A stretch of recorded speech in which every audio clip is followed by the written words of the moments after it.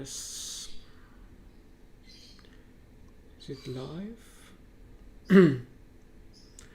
But I don't see anything. So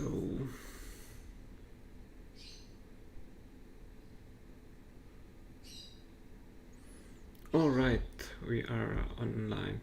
So last night, or yes, last night.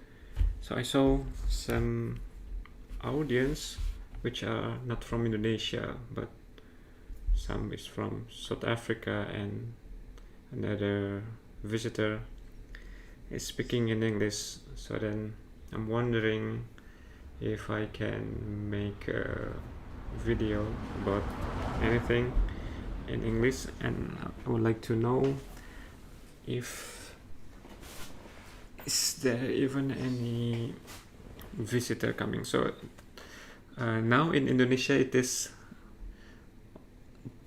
6 a.m. which is very early. Not that early, actually many of Indonesians already awake, but definitely they will do something else instead of watching me blabbering about math. So I'm hoping that the audience now is not from Indonesia, which is from somewhere else. So we're gonna go over this abstract algebra material. So I'm using this book, Abstract Algebra Theory and Applications, which is an open textbook that you can download and use it as you like. So let's go. We are going to go over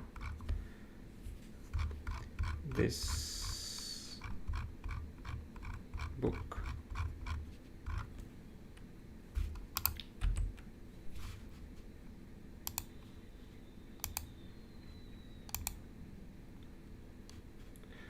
Okay. Oh, it is rather small, perhaps. I don't know. So first, the book discusses about sets and equivalence relation. So I think we know set kind of. So I'm gonna skip this part. And this one, can you see this one? Should I make it bigger? Okay, this is the usual notation for natural number, integer, rational, reals, and complex. Okay, I think I just keep this. We know what the union and intersections are. And this is union of finitely many sets. This is intersections of finitely many sets. We say two sets are disjoint if the intersection is an empty set. So complement.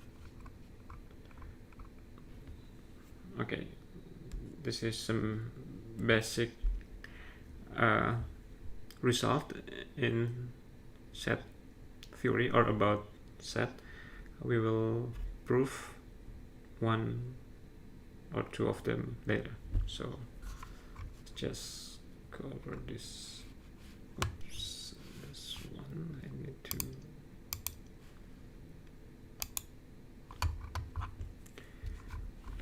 Okay. The Morgan's law. Okay, now maybe this one. So we will discuss about the mappings and Cartesian product. So this Cartesian product is the collection of pairs A, B, where A comes from A and little b comes from B.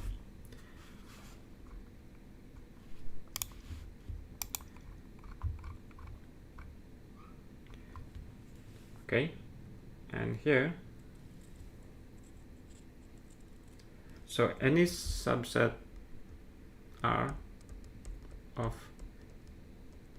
A cross B we call it as relations.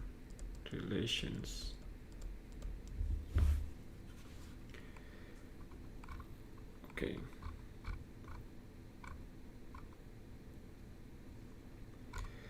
And a map is defined by, let's see, this one. So a map is a specific type of relation. It says that here. Okay, this is mapping of function is a subset of A cross B, such that for any A in, so for any AB, so for AB in F, so for each particular A there is exactly one B. So maybe I shouldn't write in this way, this is not very precise. So let's say what the book, another way of saying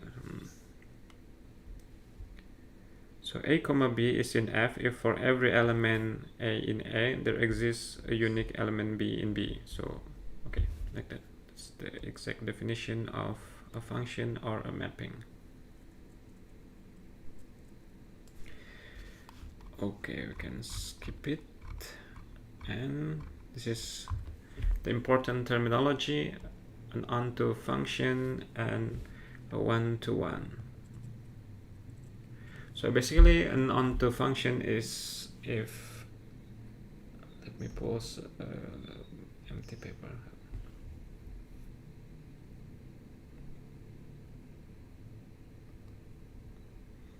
We should,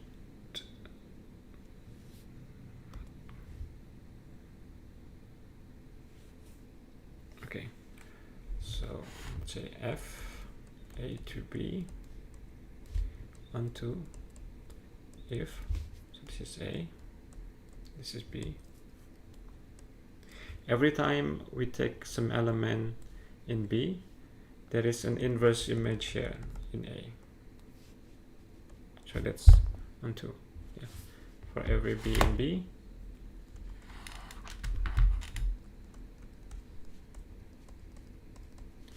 There is A in AA such that FA is equal to B. That's what onto means. Yeah. And the other one is the concept of being one-to-one. So F is one-to-one if whenever we give two different inputs, we get back two different outputs. If x1 different from x2, then fx1 is different from fx2. That's what one-to-one means. Okay, so what else? So another name for onto is surjective, and another name of one-to-one is injective. And if a function is both one-to-one and onto, then we call it a bijective function. Right? Oops.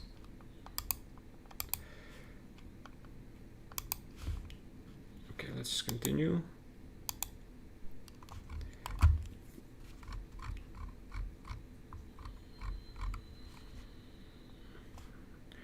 Okay, here is first interesting theorem. We have three functions.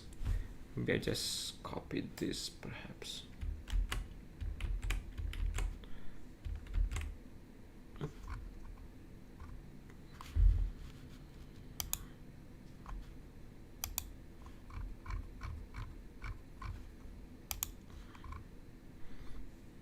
Okay, let me pull a new page and I copy this. Sorry.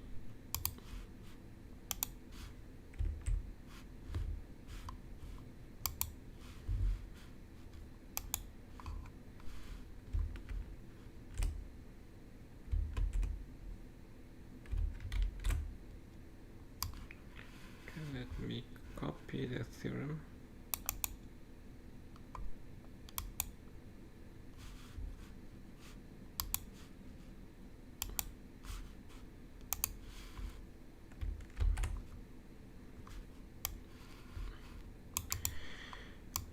Okay, here is the theorem. If we have f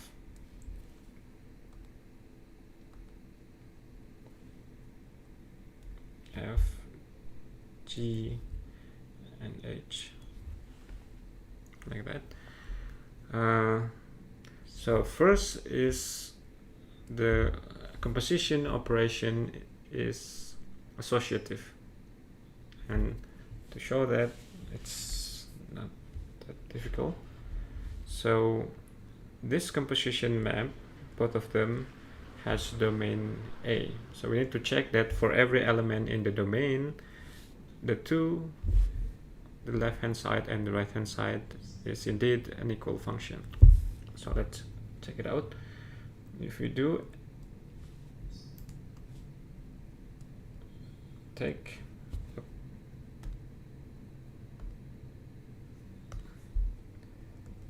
A and A, and now we check.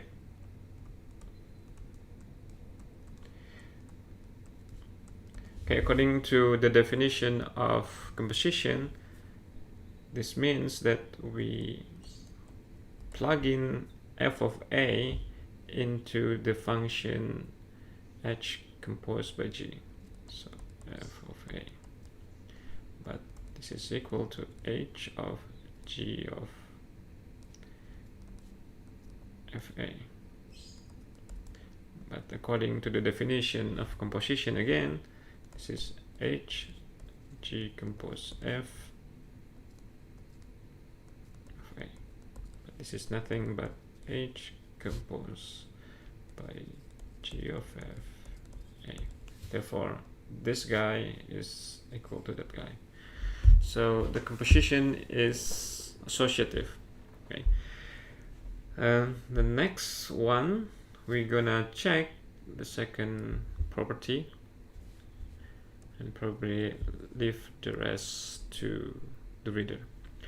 So it says that if f and g are both 1-to-1, then the mapping g composed by f, is it g composed by f or f composed by g? I think I should read it from the back, right? So f composed by g is also 1-to-1. So how we prove this? So we can use the contrapositive of the definition of 1-to-1 mappings. So another way to say that a map is 1-to-1 is whenever the output is the same, then it implies the input need to be the same as well. Okay, so this can be used as the definition of 1-to-1 function. And now we want to verify that f composed by g is also 1-to-1. So we start with saying that suppose f composed by g at A is equal to f composed by g at B, for example. This letter B doesn't necessarily that this little b comes from the set big B. But this, okay, so now what do we do? Rewrite the left hand side as g of fa and the right hand side as g of fb.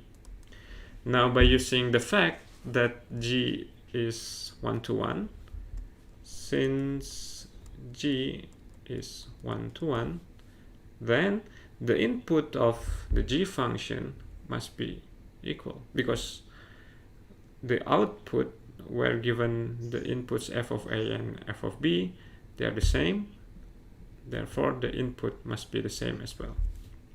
So fa is equal to fb. But now f is 1-to-1 as well. Since a 1-to-1, then a equals b. So we have that when this is true, we have A equals to B. Therefore, F composed by G is 1, 1. I cannot see this, I'm sorry.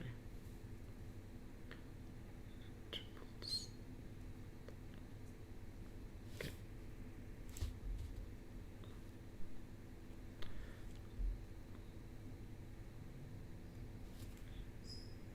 Oh, sorry. Why I cannot write it down? Mouse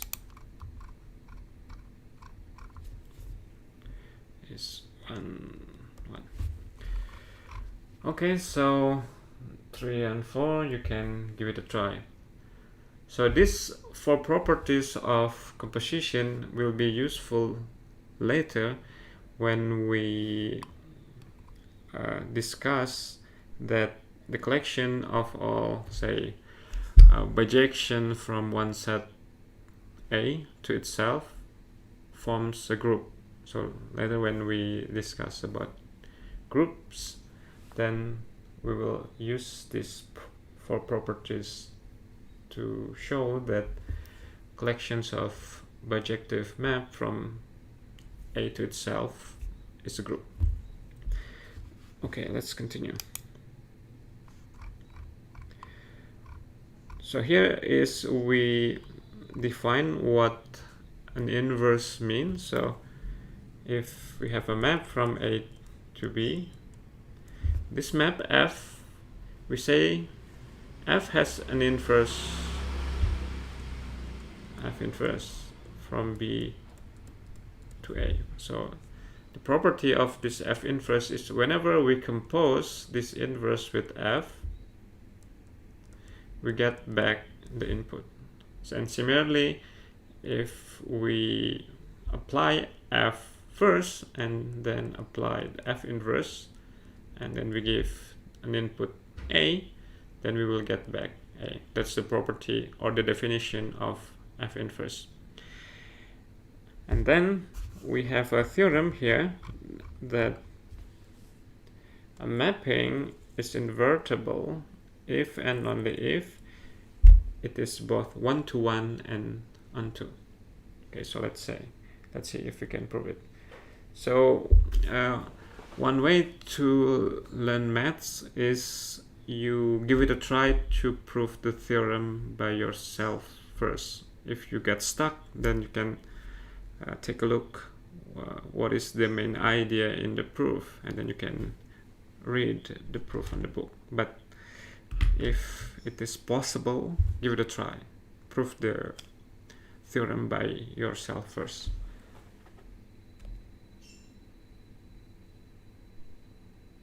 Okay, so we append page, and we want to prove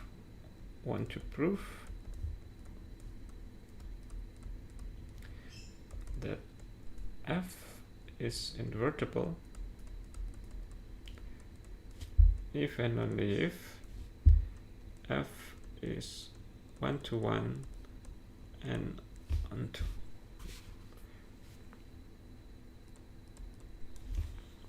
Okay, so which one is easier? Let's give it a try to the right hand side direction. Okay, so let's suppose we want to show that F is 1-to-1.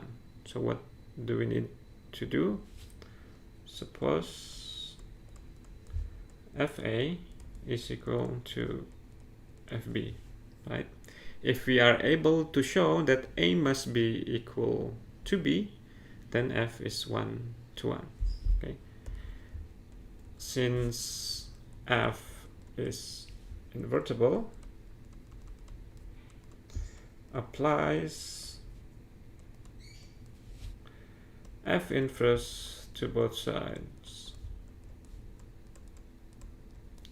Then we have F inverse of f of A equals F inverse of f of B. But by the definition of the inverse function, if we compose F with f inverse or f inverse with f, we get back the input. So therefore we have A equals to B. Hence f is 1-to-1. Right.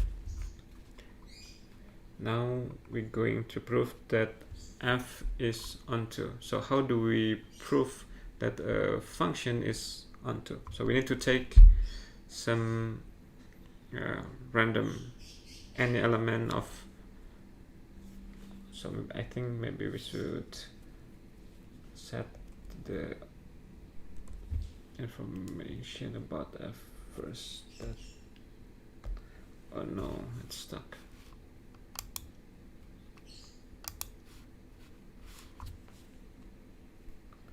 Why? Okay, so let's say f is from A to B.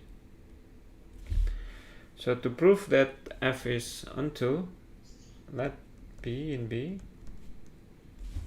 and we would like to find an element in A such that if we put that element into f, we get back B, right?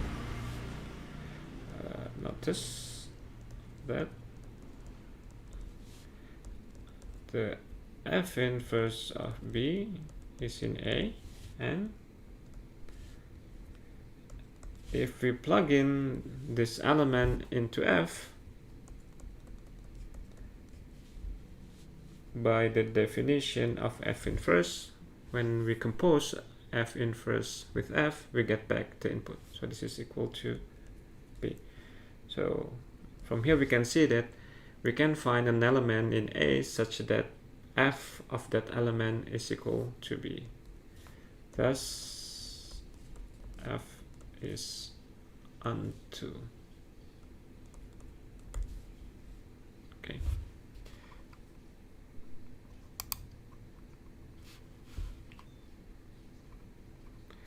Now we're gonna prove in that direction. So now the hypothesis says that we have a one-to-one and an onto function, and we would like to show that f inverse exists, right? So how do we do this? How do we do this? So define G from B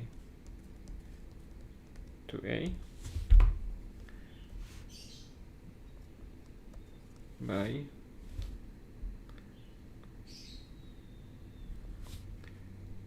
G of P is equal to A such that, this is a complicated way to give a definition, such that f of A is equal to B. Okay, why can we define G in this way? Because first of all, since f is onto, it exists. So since f is onto, such A exists, right? So basically we start with an element B in capital B, and since f is onto, we know that f has a preimage in A, right? And we call the preimage as A. So this A exists, right? And moreover, A is unique. How do we know that? Because, A is unique since f is one-to-one.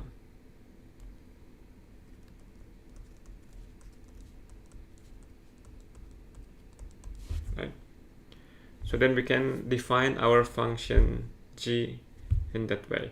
Now we just need to show that this particular g is indeed the inverse of f. Okay, so now for every a in A, so what we get if we do g of fa. So why g of a is equal to a? So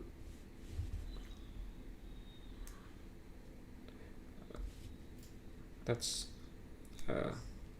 pretend that, suppose g of fa is equal to c. Okay, then by the definition of the mapping G, what is this C? What do we know about C? Then, according to this, then f of C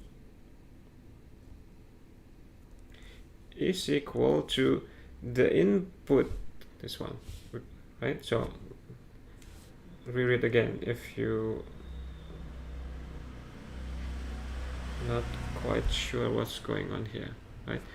So according to the definition, g of b is equal to a whenever fa is equal to b. So here then g of fa is equal to c. Then it is true if f of c is equal to f of a. Okay, but f is 1, 1. Then this input is equal to that input. Then a is equal to c. Therefore,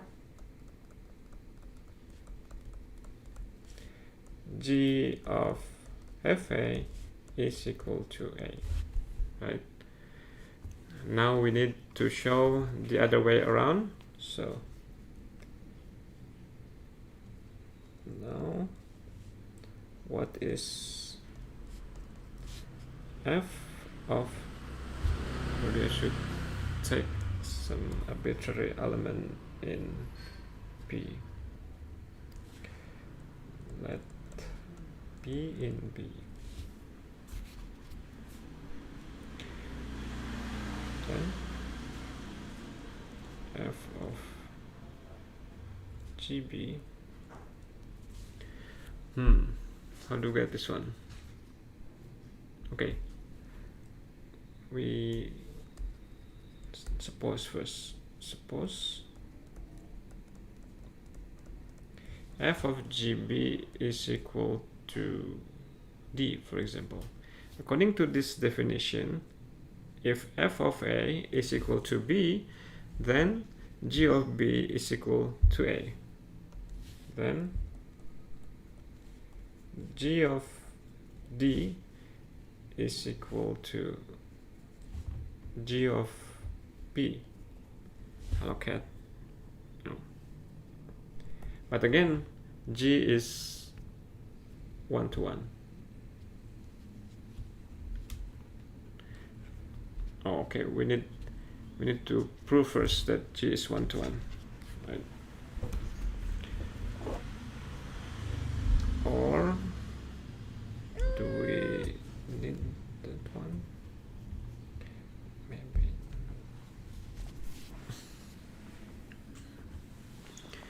No, is there any other way?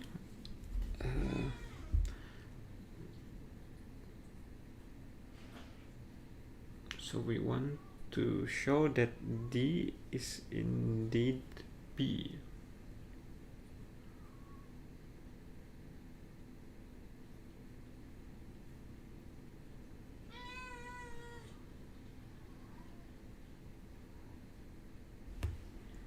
Maybe let's try something else. Remember that f is onto. Since f is onto, there are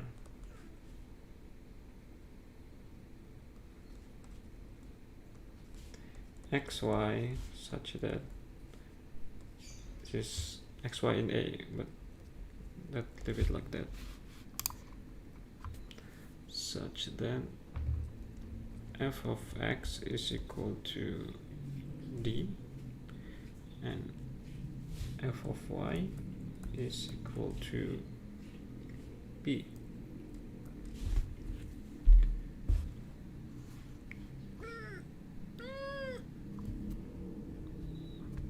Then, according to the definition of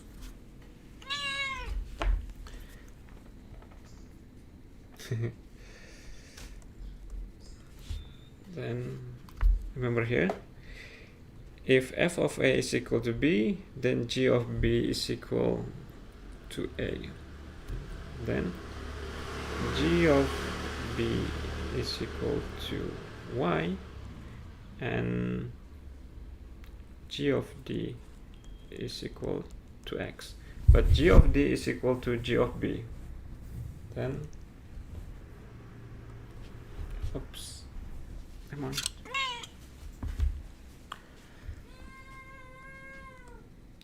Then y equals to x, since this one, right? But if y is equal to x, it implies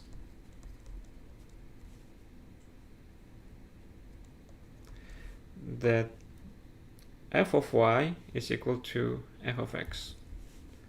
So f of y is equal to f of x. F of x is d and f of y is b. So therefore we have what we want. Thus f g of b, since b is equal to d, then this is equal to b. So then g is indeed the inverse of f. Okay, let's continue. So that's the proof of this. So now to show that a function has an inverse, it is enough to show that this function is 1 to 1 and on 2. Right? Next one we will discuss about equivalence relations. So an equivalence relations on a set X is a relation, and we define a relation to be a subset of something, of a cross product.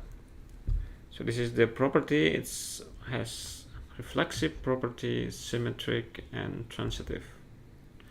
If we have a relation which satisfies these 3 criteria, then we say that it is an equivalence relation.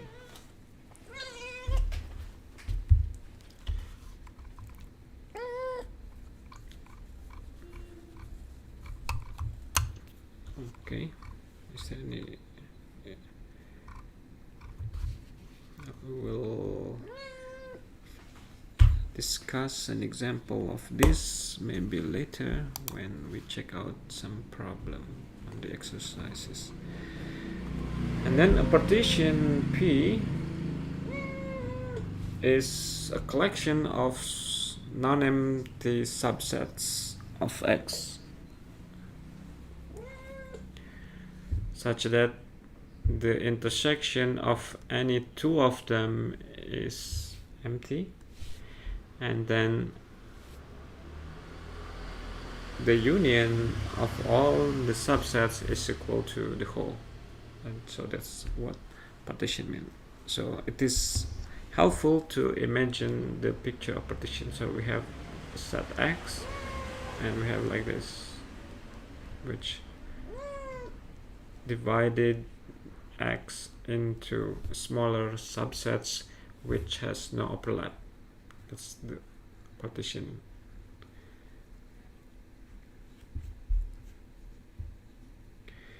Okay, maybe we need to verify this. It says that, well, I think this theorem, given an equivalence relation tilde, on a set X, the equivalence classes of X form a partition. So equivalence classes is like this. So this class X, we collects all elements in X which is in relation with X, right? So let's try to prove this.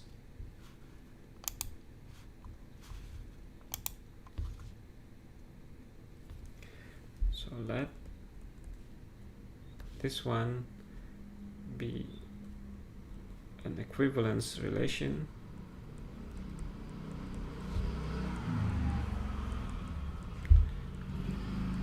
on X, and we want to show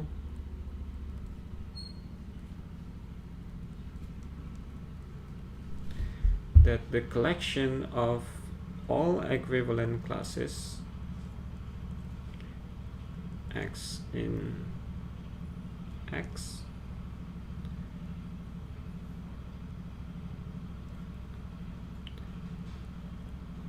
where X in X forms a partition.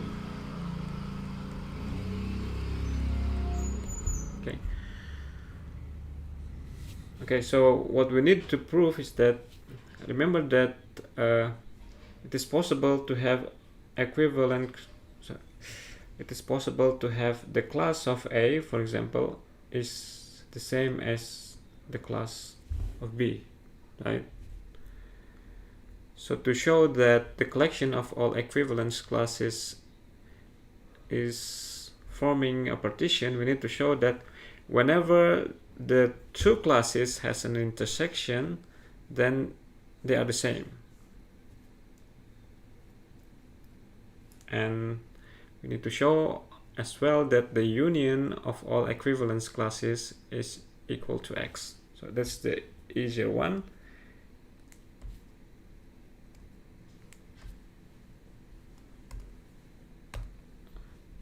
So proof.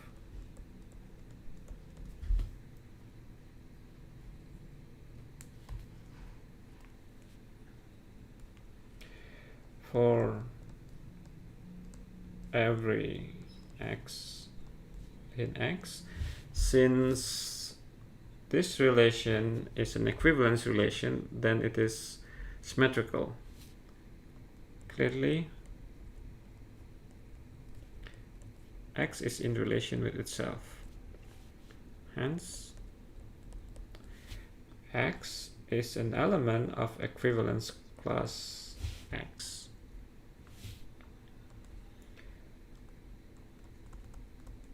Hence, X is the element of the union of all equivalence classes. Right? Because this guy is element of equivalence classes which contain X. So, like that. But each equivalence classes of X is contained in big X. This is big X. Is contained in capital X. So then the union of all this kind of equivalence classes is still contained in X. Hence, the union is contained in X. Oh, this one is little x, but this implies then this one is contained, capital X contained in this. So X is a subset of that, and that is a subset of X. So they are equal then. Yeah. Okay, so the union of all equivalence classes is exactly capital X. Now we need to show that whenever the two classes has non-empty intersection, then they are in fact equal class. Okay. So suppose we have two equivalence classes,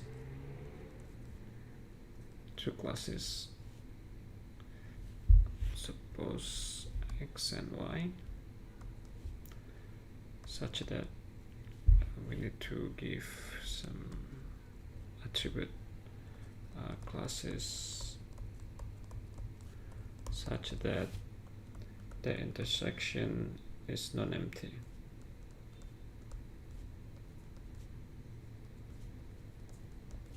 Okay, and we need to show that they are in fact the same set. So take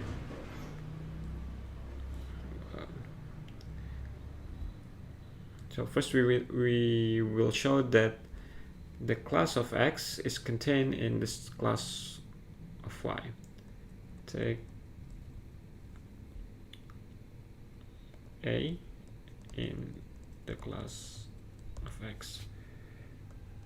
Since x intersects class of y is non-empty, let z be an element in the intersection, right? Because if it is non-empty, at least it has one element. So there is question from the viewer, what is U meant? So U is union.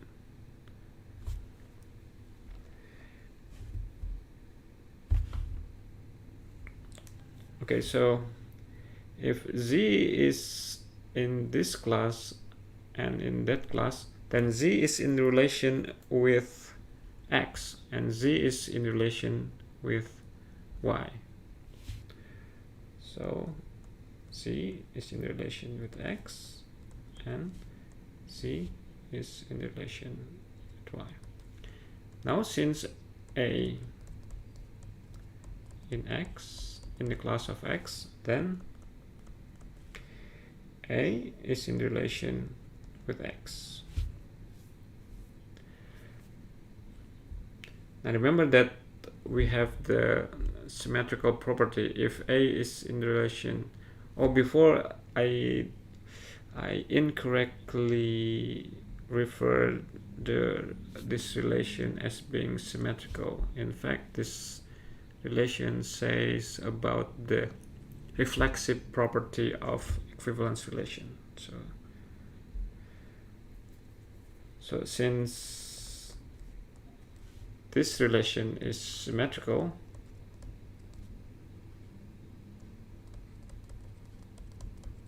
if Z is in relation with X, then X is in relation with Z. Then X is in relation with Z. So from this and this, by the transitivity of the equivalence relation, by transitivity, A is in relation with Z, but Z is in relation with Y. Hence, again by transitivity, A is in relation with Y. So therefore, A is belong to the class, the Y class, right?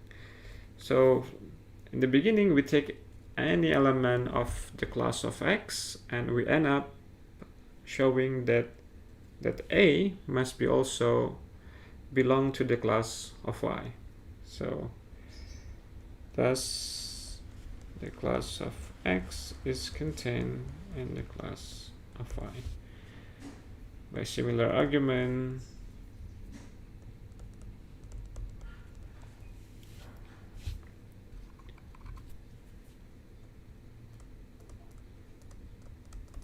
we have the class of y is contained in the class of x, and the two classes are equal.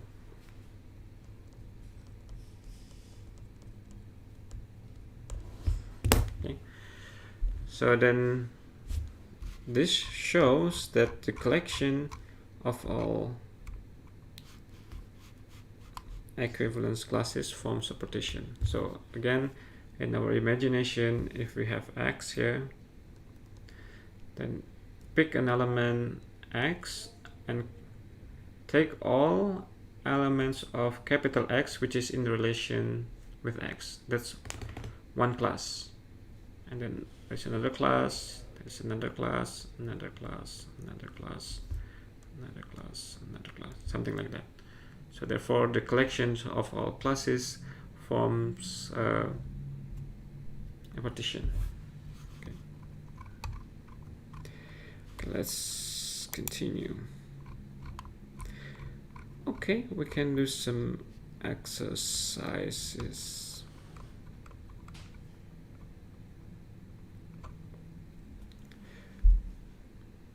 Prove that A union B. This one is not very interesting. Maybe this one? Okay. Or this one. Let's try this one. I think this prime notation means it is a complement. The complement of A intersect B is equal to the complement of A union the complement of B. So this is the Morgan's theorem.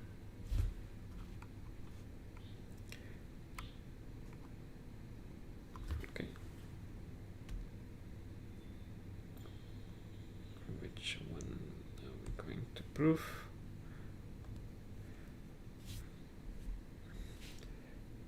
A union B intersection C is equal to A union B intersect A union C.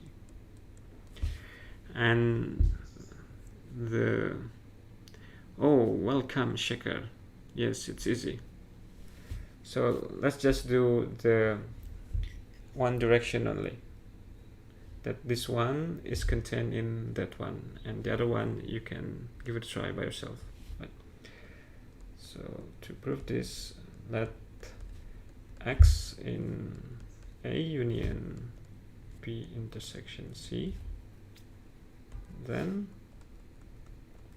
by the definition of union, then X is in A or X is in B intersection C.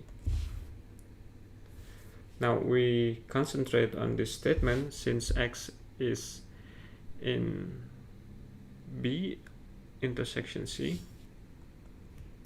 then X, sorry, still on.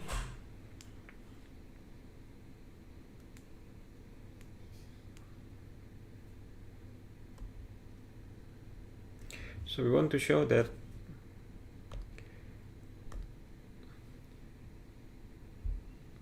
X is in there, right? So then X in A. See, I don't like this distributing the statement, so let's find out a better way to say this. So, Shekhar Bochiti is in 5th grade. Are you from India?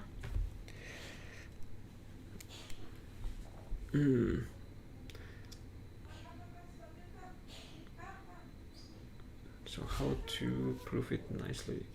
So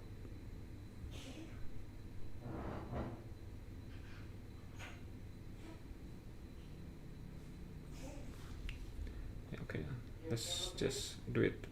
Maybe it's not that nice, but that's okay. X in A or X in B and X in C.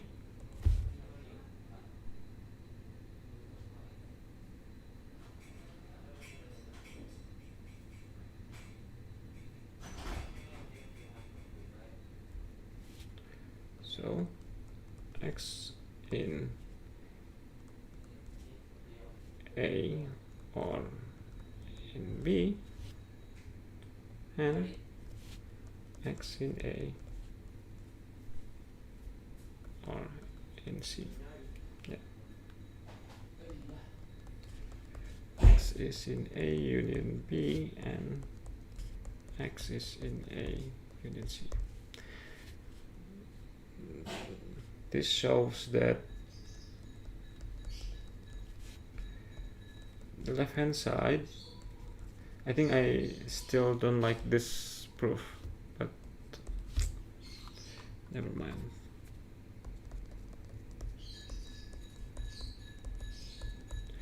And you can prove the other way around, that this set is contained in that set.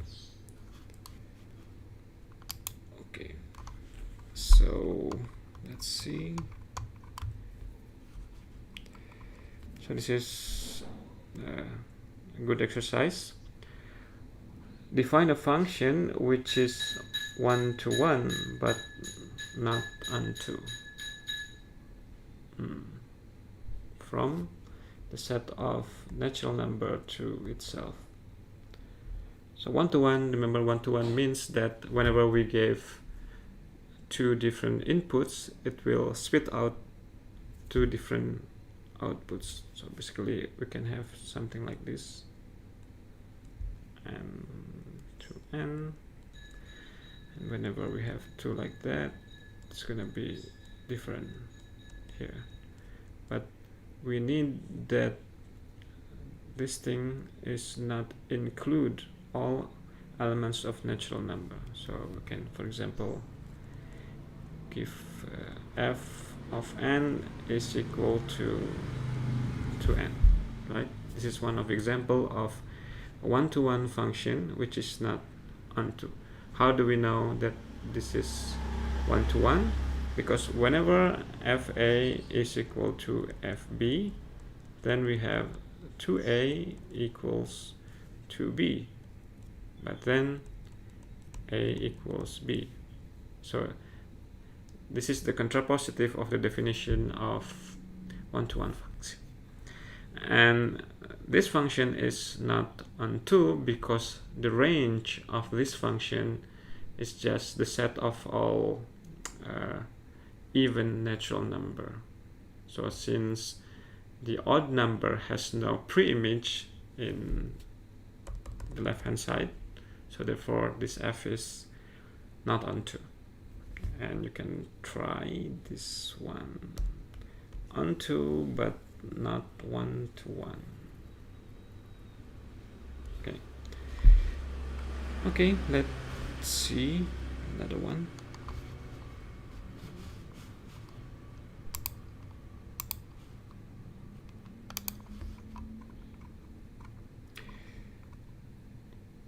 Let f and g be maps. If f and g are both one-to-one functions, show that f composed by g is one-to-one. I think we proved this before. This one is interesting. Show that if f composed by g is onto, then g is onto as well. Okay, would you like to give a try? Okay, let's scroll a little bit up.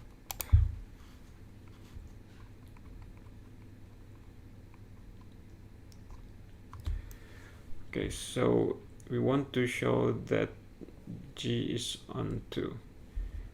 F composed by g, f composed by g is a map from A to C.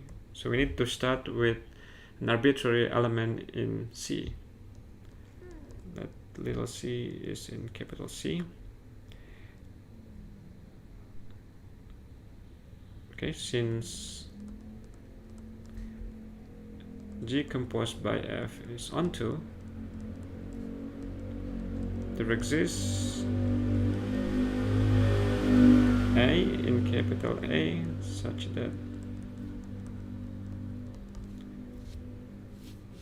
if we give this A as an input of F composed by G, then we have little c as our output, so such that F composed by G at A is equal to C. But then G of Fa is equal to C. So therefore there exists an element of B such that if we put that element into G, we get C. So G is onto.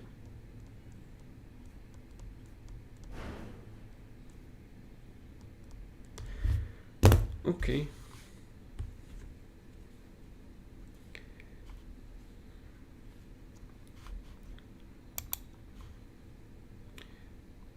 So here is an interesting exercise. So I think this F is not necessarily an inverse. So usually sometimes this kind of notation, if we apply it to a set, it doesn't mean this F inverse is really the inverse of F.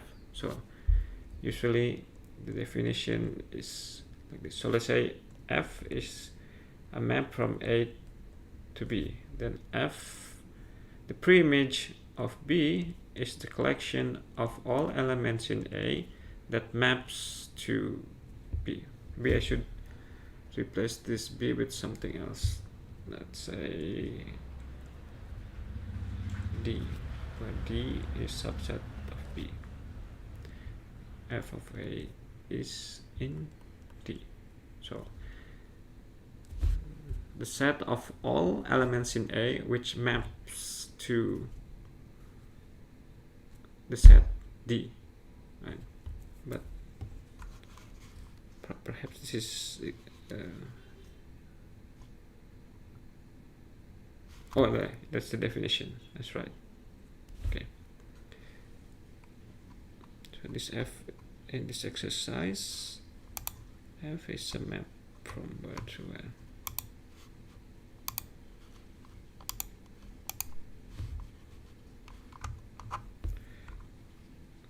So F the map from X to Y, and this preimage is defined exactly as I wrote above. Yeah. The preimage of the set B is the collections of all elements in the domain which maps to this set B. So here is an interesting exercise, the C and D. Let's prove C, right?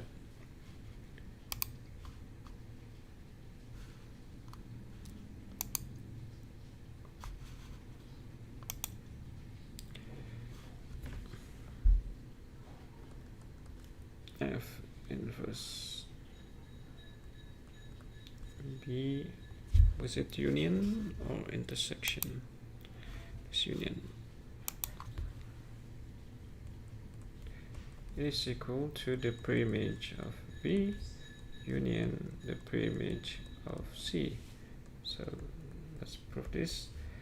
The first direction, that, so we need this background that F is a map from X to Y. X to Y. So here then this B and C are subsets of the set Y. Let X be in the preimage of B union C. By the definition of preimage, this means that if we map this X, we have an element in B union C. Then F of X is in B union C. if f of x in B, so since f of x is in B union C, then f of x is in B or f of x is in C. If f of x in B, then x is in the preimage of the set B. If f of x in C, then x is in the preimage of C. Thus, x is in here or is in there. X in the preimage of B union preimage of C. So the left hand side is a subset of the right hand side.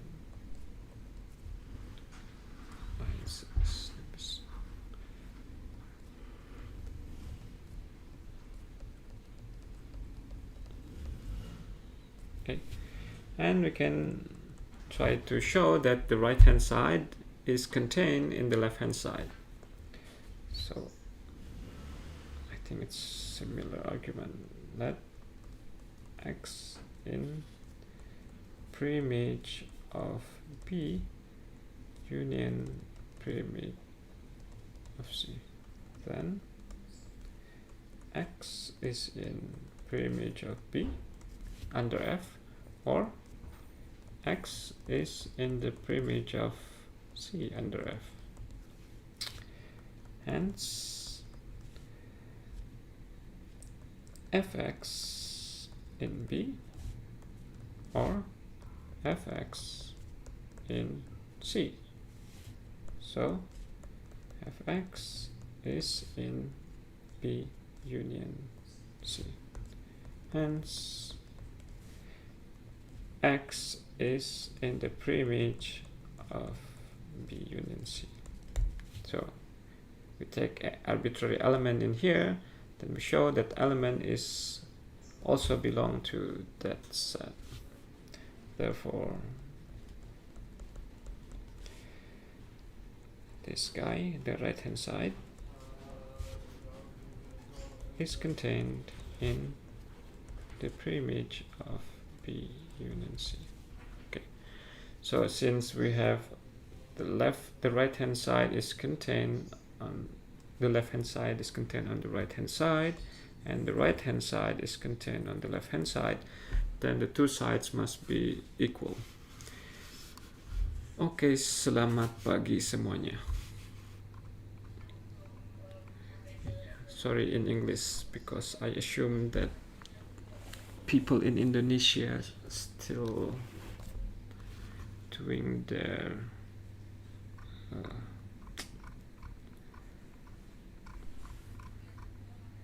it's not waking up for some, perhaps. Okay, let's see again the exercises. Okay, this is a good exercise about equivalence relation. So we would like to check if each relation defined in each problem, whether it is an equivalence relation or not. So we're gonna discuss just one of the problem. Which one is more interesting?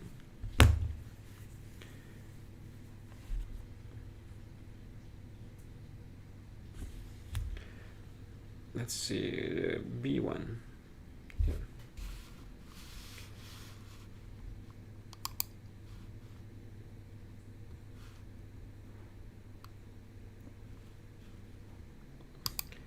So we define a relation in the set of all integers. We say that M is in relation with N whenever the product of the two is positive.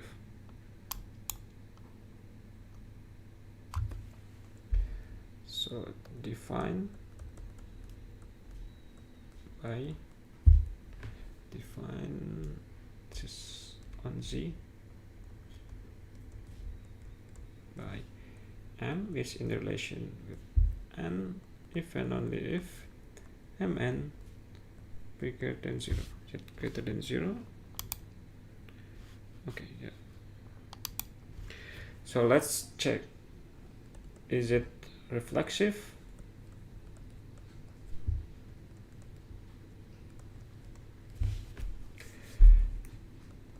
If x is not equal to 0, then x squared is greater than 0. So x is in relation with x. But if x is equal to 0, but 0 squared is equal to 0, which is not bigger than 0. So what does this information tells us? So 0 is not in relation with 0. Therefore, this relation is not reflexive. Since it is not reflexive, then it is not an equivalence relation. So it is not reflexive.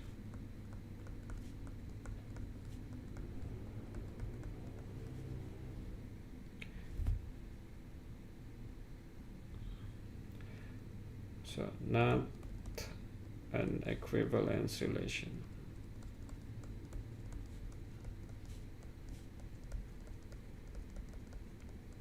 So since this already failed,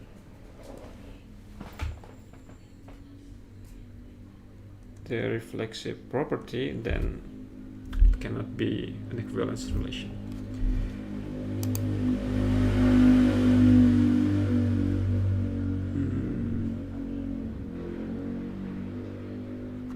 Let's check this one. This is kind of interesting.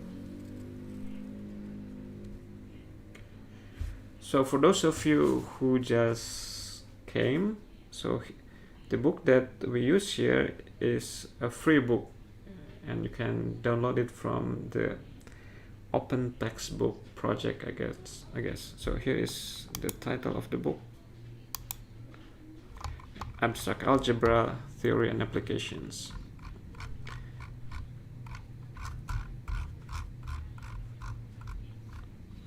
And it is, I think I saw the author, but where is it? Oh, here. The author is Thomas W. Judson from Austin State University. Right? So let's get back to where we were. Oops.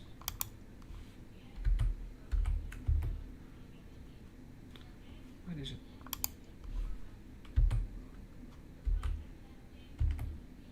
Why? Oh. Okay. Or is it any more in? I think this one is still not symmetric, so it is not equivalence relation. Find the error in the following argument. Okay, let's check this one. Let's give some time to digest the problem. Find the error in the following argument by providing a counterexample. The reflexive property is redundant in the axioms of an equivalence relations. If x is in relation with y, then by symmetric property we have y is in relation with x. So then by the transitivity we deduce that x is in relation with x. So can you give a counterexample for this one? So it says that we can throw away the reflexive property. We just need the symmetric and transitive to check whether a relation is an equivalence relation or not. So do you have any counterexample for that? So let's see.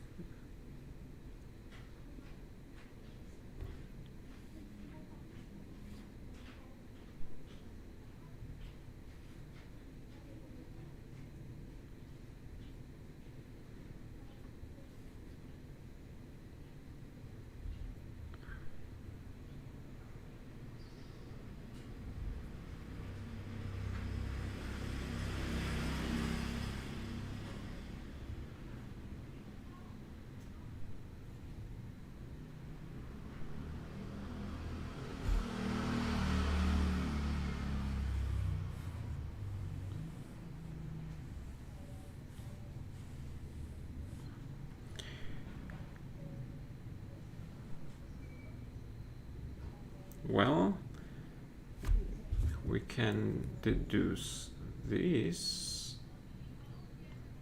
if there exists another element y which is in relation with x.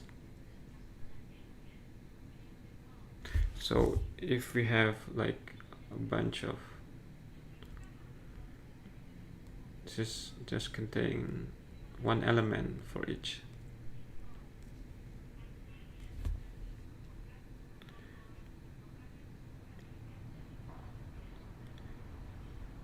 And we define x is in relation with y if x equal to y, right?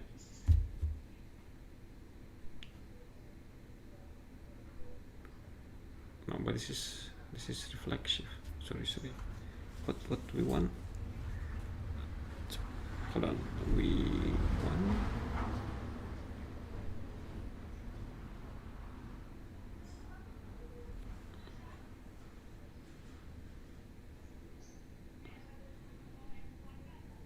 Oh, so it doesn't show like, doesn't do like this.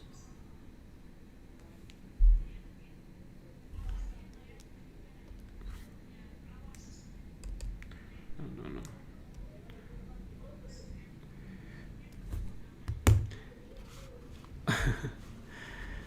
So can you do 5th grade place value? Well, you can find that kind of video on YouTube.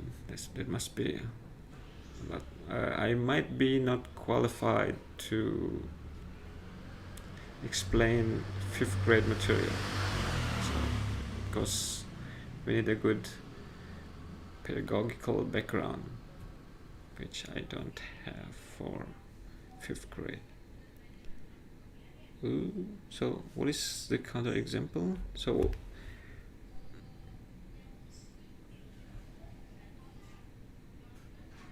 basically we want to create an example which has the transitive and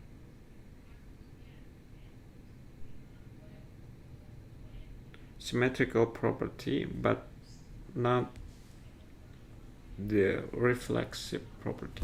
So let's give it a try.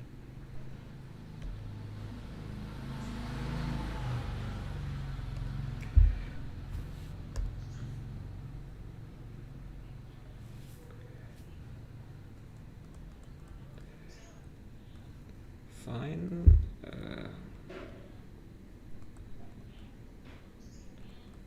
Relation which is symmetric. So for Monique, this is an abstract algebra class, which is maybe for 2nd year university course or 3rd year.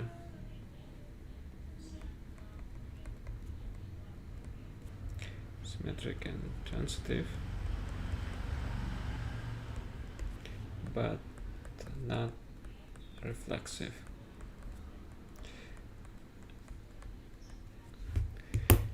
Any idea?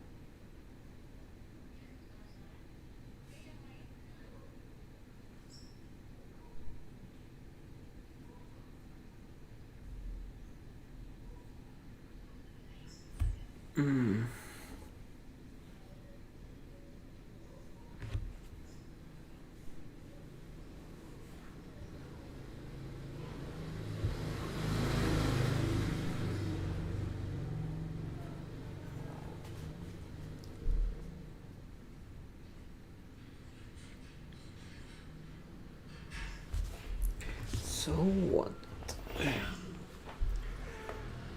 Symmetric and transitive, but not reflexive.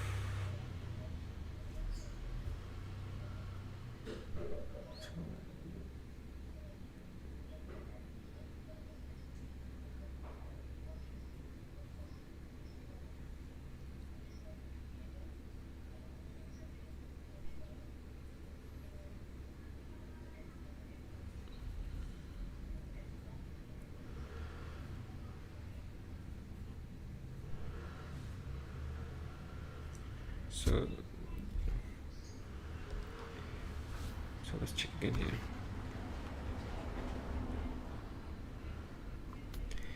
If X is in relation with something else, then we definitely will have that Y is in relation with X, and then by transitivity X is in relation with X.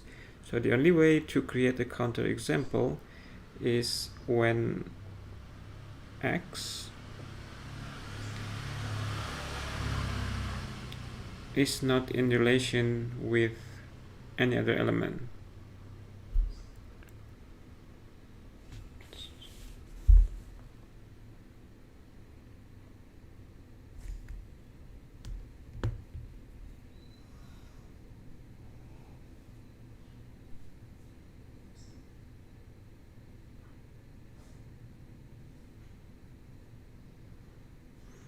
Well, yes, the symmetrical property will be a void, so something like this, I guess. Define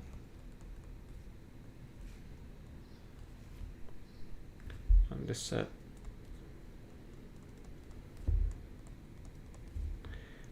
of z minus the set of negative integer.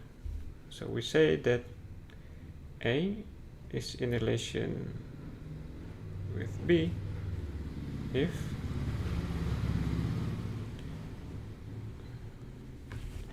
A times B is positive,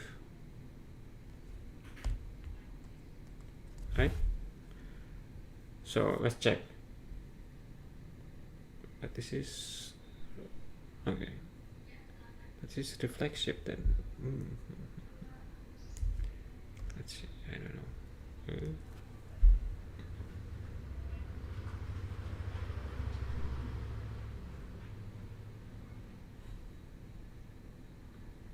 Maybe it's negative. I mean, right. So first, A is not in relation with A, since A squared is positive for A in C minus, right? And the second one, suppose A is in relation with B. So, well, actually not like this. Yeah. Then AB less than 0 and BA less than 0. So B is in relation with A. But the next one, the transitivity is not held up. So I need to modify a little bit. AB negative, BC negative. Maybe it works. So let's try. Suppose A in B and B in C.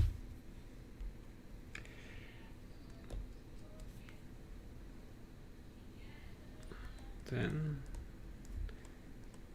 AB is negative and BC is negative, so AB squared C is positive and AC is positive. No, it's not right. So I need to. So what we want to create is a relation such that any element is not in relation with anyone, not even with itself. So how to make that kind of relation? So we want to find a relation such that every element is not in relation with anything. So what?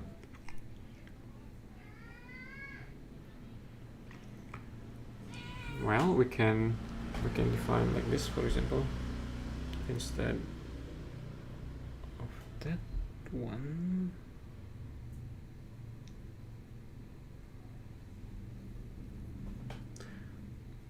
But I need symmetrical.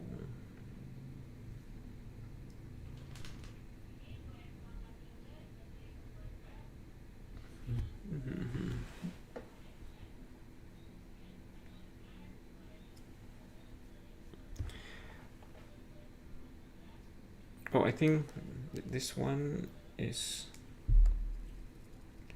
I think this still works, but we see like this.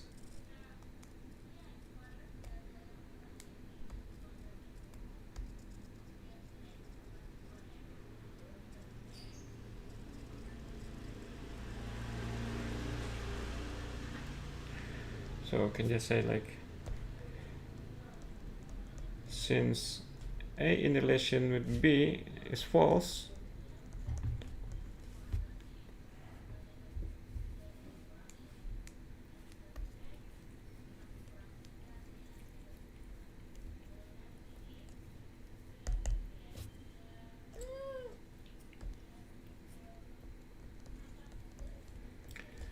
okay, then according to math logic, then A in relation B implies B in relation A is true, right? And similarly for the transitivity,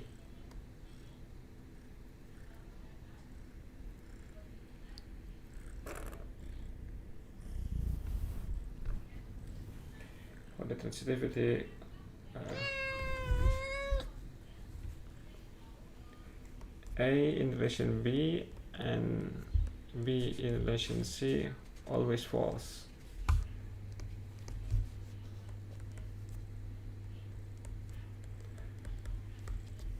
Hence, this statement implies A is in relation C always true. Yeah, it's not cool example. What Valerian? We need some cat. Oh, it's okay. Oh yeah, this cat and the category theory. Okay. So what else? Okay, I think we are done with the first part, and maybe we will continue next time with this one, the integers, chapter 2. So chapter 1 is done finally. Thank you for watching. If you want to follow the lecture closely, then you can read the book. You can download it and read it first. And we will discuss this tomorrow, perhaps. Oh no, not tomorrow. I have a class at 7. Well, I can give it a try maybe for 30 minutes. Oh, this is basically about integers and inductions. That's fun. Okay, so thank you for watching. See you again next time. Bye. Ini pembelajaran ITBK? Not really, because we use the free books and ITB is not using this PDF. I thought this is algebra. It is algebra, but it is abstract algebra. So this is the kind of algebra you will see in the university. So perhaps you meant the algebra in school, right? But maybe that's interesting as well if we discuss. So Luis, are you studying algebra in college algebra, or algebra in schools, elementary school or high school, for example?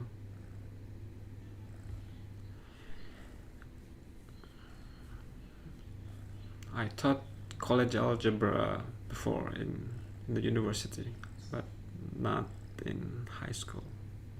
So I don't know the curriculum of the algebra in the US, for example. Oh, okay. So you take linear algebra, I guess. Yeah, I have some videos about linear algebra, but unfortunately it is not in English. Well, we can also discuss linear algebra sometimes. Okay, so thank you very much for coming, and see you again on the next live session. See you. Bye.